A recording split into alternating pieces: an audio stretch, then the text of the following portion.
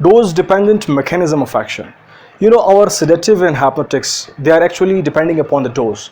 When we give in small doses, it will cause sedation, and when we increase the dose, it will cause hypnoticity, and later on some other effects might be seen. So here I am just giving you the graphical representation for the benzodiazepines and barbiturates comparison. On the x-axis we have increasing dose, and on the y-axis we have the CNS effect. So when we start from the small dose, it will cause sedation. As we increase the dose, hypnotic effect will be seen, anesthesia, mild depression, coma, and death can be seen. Now you can observe the comparison between the benzodiazepines and barbiturates. The benzodiazepines have got a curve here. The reason behind is the way our benzodiazepines and barbiturates act. The way the benzodiazepines and barbiturates react, that is the very point to understand. The benzodiazepine, when they bind to the receptor, they cause the increase in the affinity and frequency of the GABA receptor for the GABA neurotransmitter. Then the GABA will bind to the receptor and it will cause opening and closing of the channel. And whereas barbiturates, when these bind to the receptor, they will cause increase in the duration of the opening of the channel.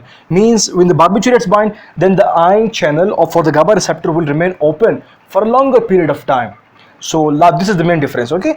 Barbiturates are causing the increase in the duration of the ion channel, means ion channel will remain open for a longer period of time, whereas benzodiazepines, they were causing the frequency, means they were opening and closing of the channel time and again. And the very next point that you must remember is that our benzodiazepine is dependent on the GABA neurotransmitter, whereas our barbiturates, they are independent of the GABA neurotransmitter. So they can react whether the GABA is present or not, GABA neurotransmitter. If the GABA is available, GABA will come and will bind to the receptor and will stimulate the receptor in the presence of barbiturates. And if the GABA is not available, is not sufficient, so then these barbiturates, they will show GABA mimetic activity, due to which this kind of graphical representation is seen.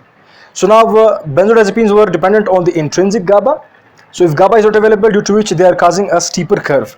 And whereas barbiturates, they were showing GABA mimetic activity. If GABA is available, they will show action. If not available, they will show direction also. So at a time, the barbiturates will bind to the GABA receptor, they will stimulate the receptor, and in the meanwhile, this barbiturates is helping the GABA, as well as it is showing GABA mimetic also. So like this, what will happen? There will be a kind of increase effect observed as compared to benzodiazepine. So regarding sedative and hypnotics point of view, clinically the benzodiazepines and now newer hypnotics, they are actually preferred clinically and they are safer as compared to barbiturates. So that's the very point I wanted to tell you people about the benzodiazepines and barbiturates. Now let's come to our last point, that is the clinical use. Clinical use is quite obvious. We are using these for sedation and hypnoticity. And the very point that I want to increase is that nowadays we are using these for sedative and hypnotic effect, but the barbiturates, they are preferred when it is about anesthesia. And we do have some other clinical uses also, but these are the prominent uses that I mentioned right now. And if still you have any kind of question, you can drop that in the comment box. We'll come for the answers very soon. Thank you for watching.